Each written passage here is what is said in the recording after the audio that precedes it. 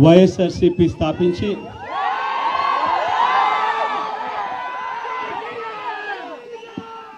పదహైదు సంవత్సరాలు దాదాపుగా ఈ రోజుతో మొదలవుతా ఉంది. ఈ 15 సంవత్సరాల ఈ వైఎస్ఆర్సీపీ ప్రయాణంలో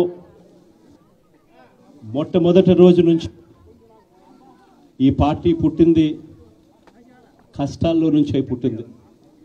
ప్రజల కష్టాలను వైఎస్ఆర్సీపీ పార్టీ తమ కష్టాలుగా భావించి ప్రజల తరపున వాయిస్ ఆఫ్ ది వాయిస్లెస్ కింద ప్రతి అడుగులోనూ పోరాటం చేస్తూనే వస్తూ ఉంది వైఎస్ఆర్సీపీ. ఈరోజు ప్రతిపక్షంలో మనం కూర్చోవడం కొత్త కాదు. ఈ 15 ఏళ్ల మన ప్రయాణంలో 10 సంవత్సరాలు మనం ప్రతిపక్షంలోనే ఉన్నాం. దీటైన సమాధానం అధికారంలో ఉన్న వాళ్ళకు ఎప్పుడు ఇస్తూనే వచ్చాం. కళ్ళు మూసుకొని కళ్ళు తెరిచేసరికి సంవత్సరం అయిపోయింది. ఇప్పటికే మరో 3 సంవత్సరాలు 4 సంవత్సరాలలో మళ్ళీ ఈసారి వచ్చేది మళ్ళీ వైఎస్ఆర్సీపీ పార్టీనే.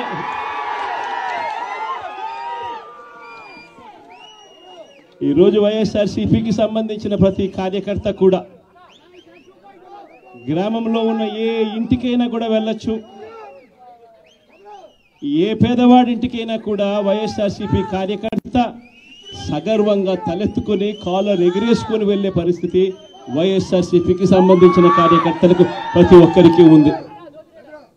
ఏ ఇంట్లోకి వెళ్ళినా కూడా వైఎస్ఆర్సీపీ కార్యకర్తను చూసినప్పుడు ఆ ఇంట్లో నుంచి వచ్చే ప్రతి అక్క, ప్రతి చెల్లెమ్మ, ప్రతి అన్న, ప్రతి తమ్ముడు, ప్రతి సోదరుడు, ప్రతి రైతన్న, ప్రతి అవ్వ కూడా వైఎస్ఆర్సీపీ కార్యకర్తను చూసినప్పుడు చిక్కటి చిరునవ్వుతోనే పలకరిస్తుంది. కారణం వైఎస్ఆర్సీపీ ఏదైనా కూడా చెప్పిందంటే చేస్తుంది అన్న నమ్మకం ఈరోజు ప్రతి ఇంట్లో కూడా ఉంది. కాబట్టి ఈరోజు అటువంటి పరిస్థితుల మధ్య ఈరోజు యాదృచ్ఛికంగా విద్యా దీవెన, వసతి దీవెనకు సంబంధించి పిల్లలకు సంబంధించిన అన్యాయాలకు సంబంధించిన జరుగుతూ ఉన్న అన్యాయాలకు సంబంధించిన విషయాల మీద ఈరోజు యాదృచ్ఛికంగా ప్రొటెస్ట్ కార్యక్రమం కూడా జరుగుతూ ఉంది. ఈ కూటమి ప్రభుత్వం వచ్చి దాదాపుగా 10 నెలలుగా వస్తూ ఉంది. ఈ 10 నెలల కాలంలో ఎన్నికల వేళ వాళ్ళు చెప్పిన సూపర్ 6లు, సూపర్ 7లు అన్నీ గాలికి ఎగిరిపోయాయి. వ్యవస్థలన్నీ కూడా చదువులు కానీ, వైద్యం కానీ, గవర్నెన్స్ కానీ, వ్యవసాయం కానీ ఏది చూసుకున్నా కూడా వ్యవస్థలన్నీ కూడా నిర్వీర్యమైపోయిన పరిస్థితులు కనిపిస్తూ ఉన్నాయి. ఈరోజు పిల్లలకు సంబంధించిన ఫీజులకు సంబంధించిన బకాయిలు కూడా సంవత్సర కాలంలో ఫీజు రీయింబర్స్మెంట్కు కావాల్సింది ఒక్కొక్క క్వార్టర్కు 700 కోట్ల రూపాయలు చొప్పున సంవత్సరానికి 2800 కోట్ల రూపాయలు విద్యా దీవెన కింద 4 క్వార్టర్లకు సంబంధించిన కేటాయింపులు చేయాలి. అంటే 2800 కోట్లు.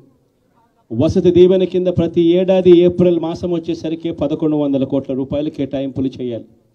అంటే గత ఏడాది ఈ 1100 కోట్లు, 2800 కోట్లు, ఈ రెండింటికి సంబంధించి 3900 కోట్ల రూపాయలకు కేటాయింపులు చేసి ఖర్చు చేసి పిల్లల చదువులను ప్రోత్సహించాల్సిన పరిస్థితిలో ఈ ప్రభుత్వం చేసింది ఏమిటి అనంటే కేవలం 700 కోట్ల రూపాయలు మాత్రమే ఇచ్చి చేతులు దులుపుకున్న పరిస్థితులు. అంటే 3200 కోట్ల రూపాయలకు సంబంధించిన బకాయిలు పెండింగ్లో పెట్టారు. అదే మాదిరిగా మళ్ళీ ఈ సంవత్సరం 2024-25, 2025-26కు సంబంధించిన ఈ సంవత్సరానికి సంబంధించి ముందుకు పోవడానికి ఈ సంవత్సరానికి సంబంధించిన విద్యా దీవెన కింద 4 కోట్లు, ఈ విద్యా దీవెనకు సంబంధించి ఈ 2800 కోట్లు మళ్ళీ కావాలి. 1100 కోట్లు వసతి దీవెన కింద కావాలి. ఇవన్నీ కూడా కలిపితే మరో 3900 కోట్లు. సో ఆ 3,200 కోట్లు, ఈ 3,900 కోట్లు, దాదాపుగా 7,100 కోట్ల రూపాయలకు సంబంధించిన పిల్లలకు సంబంధించిన చదువులకు సంబంధించిన కేటాయింపులు చేసి చదువులను ఆదుకోవాల్సింది పోయి, పిల్లలను ఆదుకోవాల్సింది పోయి కేవలం 2,600 కోట్లు మాత్రమే కేటాయింపులు చేశామన్నట్టుగా చేసి పిల్లల చదువులతో ఆడుకుంటా ఉన్న ఈ ప్రభుత్వానికి బుద్ధి చెప్పే కార్యక్రమం పిల్లలతో పాటు పిల్లల తల్లిదండ్రులతో పాటు కలిసి చేసే కార్యక్రమం కూడా యాదృచ్ఛికంగా ఈరోజు ప్రొటెస్ట్ కార్యక్రమం కూడా ఈ రోజే కూడా జరుగుతూ ఉందని కూడా చెప్పడానికి కూడా సంతోషపడతా ఉన్నా. వైఎస్ఆర్సీపీ ప్రభుత్వం ఎప్పుడూ కూడా ప్రజలకు తోడుగా ఉంటుంది, ప్రజలకు ఎప్పుడూ కూడా అండగా నిలబడుతుంది, ప్రజల తరపున ఎప్పుడూ గొంతుకై వైఎస్ఆర్సీపీ ఎప్పుడూ ప్రజలకు అండగా ఉంటుందని మరొక్కసారి తెలియజేస్తూ ఈరోజు ప్రొటెస్ట్ కార్యక్రమంలో పాల్పంచుకుంటా ఉన్న ప్రతి ఒక్కరికి, ప్రతి కార్యకర్తకు, ప్రతి నాయకునికి, అదేవిధంగా పిల్లల తరపున, పిల్లల తల్లిదండ్రుల తరపున వాళ్ళతో పాటు కలిసికట్టుగా ప్రయాణం చేస్తూ ఉన్న ప్రతి ఒక్కరికి కూడా ఈ సందర్భంగా మీ అందరికీ కూడా చేతులు జోడించి పేరు పేరున మీ అందరికీ కూడా కృతజ్ఞతలు తెలుపుతా ఉన్నాను.